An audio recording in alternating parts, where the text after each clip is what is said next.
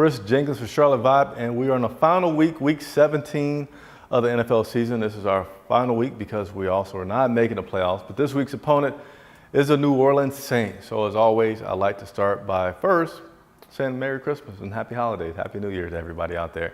But no, I'd like to start out with the injury report, and we got more people that were added to the injured reserve this week, which I kind of wonder, like, how does that thing really work and how many people can you put on it? But I don't like to bore people. So as we know, quarterback Taylor Heineke got placed on injured reserve this week, and we brought up Gary Gilbert.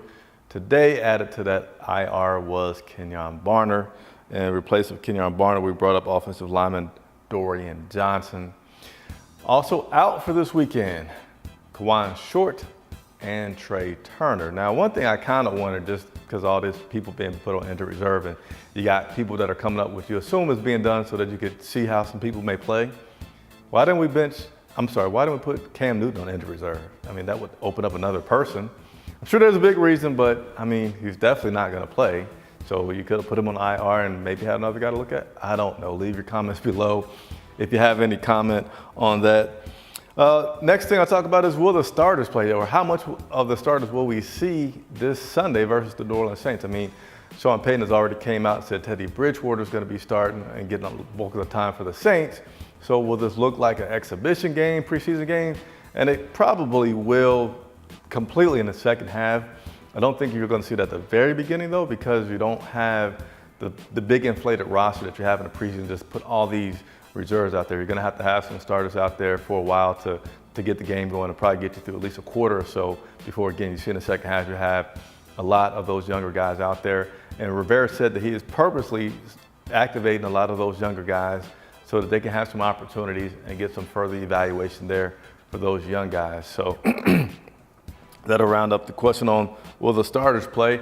The lingering question about Rivera, it was maybe a week ago at this point. I don't know, with the holidays coming up, things have kind of flown by, but it was first reported that Rivera was safe. You know, he didn't want to do any comments on it. He said when Mr. Tepper has a conversation, he'll let him know. And it sounds like they've begun to have some conversations where Rivera has revealed that he feels confident and comfortable about returning next season. Talked about this season being a disappointment, but said, you know, he has to acknowledge that their record is what it is. And certainly you think when you have 7 losses in a row, maybe even more with this weekend coming up, there's going to be a lot of change. And I bring it up to mention that Greg Olsen is a player that has set out, you know, has had 2 injury seasons in a row, and you wonder about his future. Greg said that he wants to return if he feels like he's healthy, and he said he feels like that foot will recover and have him healthy, but it's still a little bit more than him that has to be involved. And what I think he means by that is the fact that he also needs to see the direction of this team. You know, he has a contract, so the money's not going to be an issue, but it could turn around and be an issue, right? They could ask him for less money, which I just don't see them doing that. You know, he's not going to do that. But I think the big question will be, what will be the plans for the future? Again, with losing so many games in a row, we want to give a guy like Ian Thomas a lot more snaps than we did this season. If so, will Greg want to do that? We all know that he has a broadcasting career that'll probably start whenever he leaves the NFL. And Greg seems like one of those smart guys that, you know, he's just going to decide long-term what's best for him to do. We'll only time will tell what happens with that. So my question for you guys is, what do you expect and want to see out of this matchup with the New Orleans Saints this Sunday?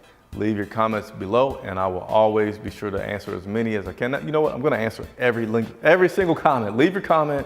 I'm going to reply to everyone. As always, thank you for watching.